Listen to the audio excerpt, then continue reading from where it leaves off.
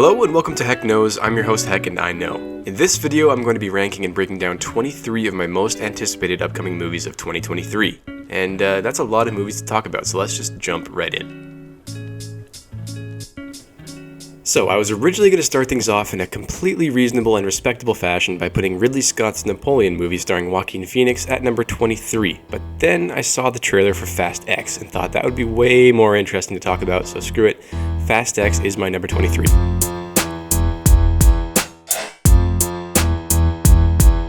Let's race!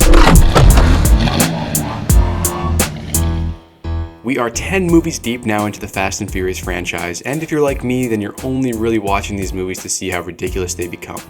I've heard some Fast and the Furious fans who want the movies to fully embrace this ridiculousness and take Dom Toretto and the family to space, for example, which you have to think they'll do eventually, but they need to be smart because once you go to space, there really isn't much you can do to top that, unless we're talking like Fast and the Furious Jurassic Park, which actually sounds pretty incredible.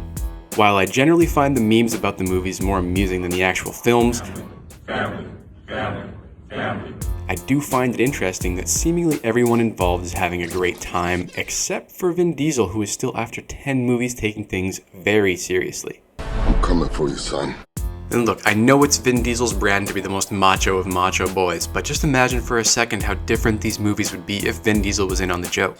It really is a conundrum because I don't know if the movies would be better or not if that were the case. Like, is part of the humor and enjoyment I get from this maybe the seriousness of Vin Diesel in contrast to the silliness of the stunts? I don't know, something to think about. Anyways, the cast for this latest installment is impressive. In addition to the usual suspects, we have Helen Mirren, Brie Larson, John Cena, Jason Statham, and Jason freaking Momoa. I mean, just look at Jason Momoa in this trailer. The guy is having the time of his life, and also check out this fit. Absolutely dripped out from head to toe. The guy even has his nails painted to match his silky smooth shirt, and a gold scrunchie to boot. Just incredible stuff from him.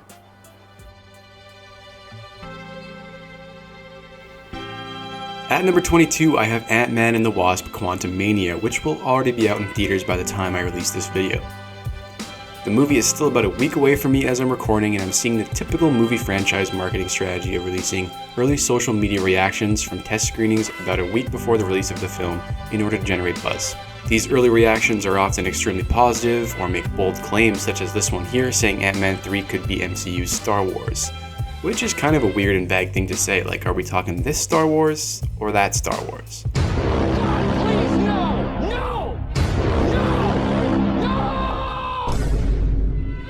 As always, these early reactions are not actual reviews from critics and therefore don't tend to hold much weight on how good the film will actually be. Here's a particularly funny example of this for 2016's Suicide Squad movie.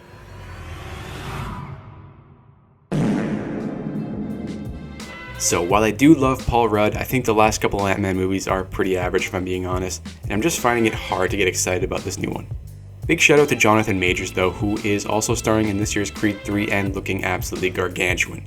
I did enjoy him as a Kang variant in the Loki series, so I'm hoping that he'll at least have a solid run as MCU's new big bad boy. Timothée Chalamet is about to take us all to the candy shop in my number 21 film, Wonka. This Willy Wonka origin story doesn't come out until December, so not much is known about it except that it's an adventure story directed by the guy who did two of the best reviewed and most beloved movies of all time, Paddington 1 and 2. So I don't really know what else to say about this one, except for that I'm pretty curious. You really are the most devious bastard in New York City. What We Do in the Shadows has shown that vampires can definitely be funny, but what we really haven't seen in a long time is vampires being scary, which is why I have The Last Voyage of the Demeter at number 20 on my list. If you saw BBC's 2020 Dracula series, then you'll have an idea about the story, which is essentially Dracula being let loose on a boat, creeping around, and slurping on the passengers and crew. In all honesty though, I'm mostly just hoping this Dracula story will tide me over until we get the recently announced Nosferatu movie, which is being helmed by the Lighthouse director Robert Eggers, and will be starring Bill Skarsgård as well as heartthrob Willem Dafoe, which I am much more excited about. When you hear the title Cocaine Bear, you might think to yourself, surely this isn't just a movie about a bear that does cocaine and goes on a killing spree. But nope, that's exactly what this movie is, and that premise alone is enough for me to put it at number 19 on my list. It just looks like a ton of fun.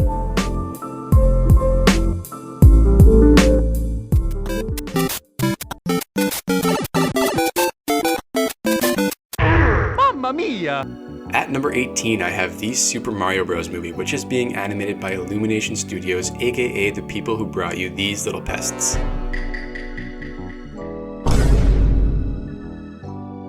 The casting of Chris Pratt as Mario has definitely been criticized by many people, myself included, but let's be real, Nintendo is a smart business, and this is a smart business decision. But it is far from the best choice, which would have obviously been Danny DeVito. I'm probably not the first person to have suggested this casting, but I mean, come on, you already have Charlie Day voicing Luigi. I mean, it's right there for the taking. Anyways, the animation does look pretty crispy, and the rest of the voice cast is solid. We got Jack Black as Bowser, Anya Taylor-Joy as Peach, Seth Rogen as Donkey Kong, and Keegan-Michael Key as Toad. And I'm a massive Super Mario fan, so I'm actually really looking forward to this one, especially after seeing the new Super Bowl ad, which was awesome. Thank you, Super Mario Bros. It seems like the only thing you haven't drained is my bank account. Adam Driver is a soldier from the future who somehow ends up on Earth 65 million years ago and has to go toe-to-toe with some dinos in my number 17 film, 65.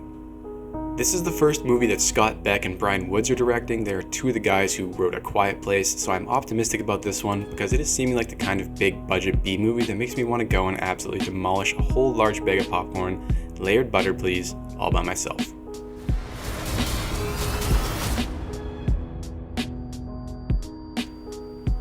Coming in at number 16, I have DC's The Flash, and it's a little strange that I don't actually have this movie ranked higher on my list because Michael Keaton is returning as Batman.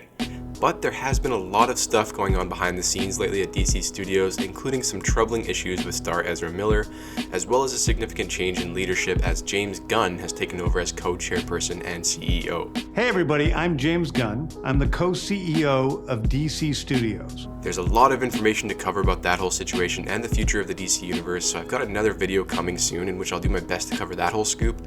But in the meantime, let's just say I've been lukewarm, dare I say dubious about the Flash movie.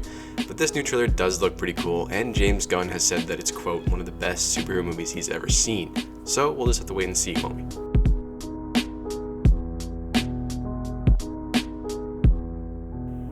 My number 15 is Indiana Jones and the Dial of Destiny. This is the 5th film in the franchise and the first one not being directed by Steven Spielberg, and you'd have to assume it's the last time that handsome, dusty old rascal Harrison Ford plays the character. Speaking of which, it has been rumored that Phoebe from Fleabag may take on the mantle as she plays Indy's goddaughter in this film. I'm not sure if that's true at all or not, but Phoebe also helped write this film, so her involvement paired with the fact that this trailer actually looks pretty good has me somewhat optimistic about this one. Also, huge shout out to Mads Mikkelsen for adding yet another villain role to his Hollywood resume. This guy is menacing everyone everywhere, and I wish him all the best. I love you, Mads. Barbie has been laying low since the early 2000s, starring in numerous direct-to-DVD and streaming animated movies, 41 of them in fact, including hits like Barbie and the Magic of Pegasus, Barbie Starlight Adventure, Barbie Dolphin Magic, Barbie Big City Big Dreams, and Barbie Epic Road Trip. But if you're like me, you have no interest in such delights, so then why, do you ask, is the Barbie movie coming in at number 14 on my list? Well, it's because the extremely talented Greta Gerwig has both written and directed the new live-action movie, and not only that, take a look at the cast she has to work with. Oh my God! Based off the first teaser trailer which paid homage to 2001: A Space Odyssey, it's looking like Gerwig and company are having a lot of fun with this one, and I think if they can deliver on the sort of self-aware comedic approach, then this movie could actually be really good.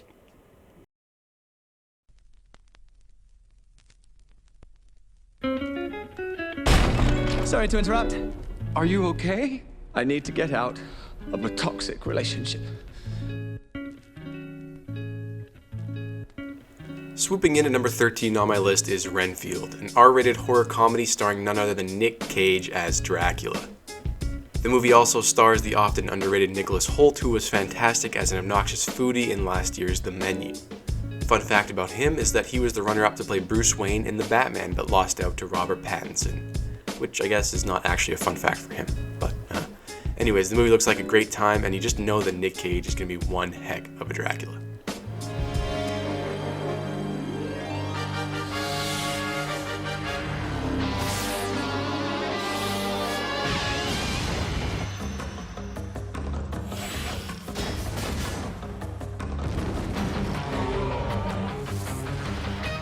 The The new teaser trailer for my number 12 movie Transformers Rise of the Beasts totally caught me off guard with how nostalgic I got while watching it. So much so that I actually made a whole video breaking down that trailer and some of the characters that were featured in it, so if you want to listen to me nerd out about Transformers, definitely go check out that video after watching this one. But basically the gist of it is that I used to love an animated show called Beast Wars, which featured all sorts of Transformers creatures. You know, we're talking spiders, dinos, apes, and rats riding rhinos. And despite having been burned by Transformers in the past, I can't help but get excited to see all these characters on the big screen.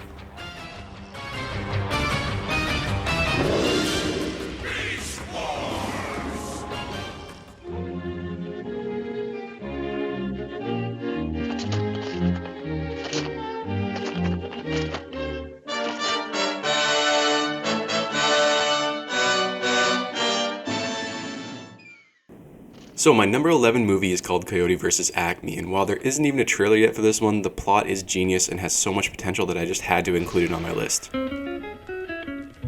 It is a courtroom comedy in which my favorite Looney Tunes character, Wile E. Coyote, is trying to sue the CEO of Acme after all their products backfired on him while he was trying to catch that rascal Roadrunner. I mean, how great does that sound? If this movie was drawn in the original style, I might have even put it at number 1 because I love those cartoons so much, but it is actually going to be a live-action movie with CGI characters, which can sometimes go well, or sometimes not so well.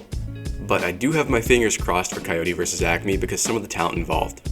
Will Forte and John Cena star, which is great, but what is more intriguing to me is that one of the screenplay writers is none other than James Gunn.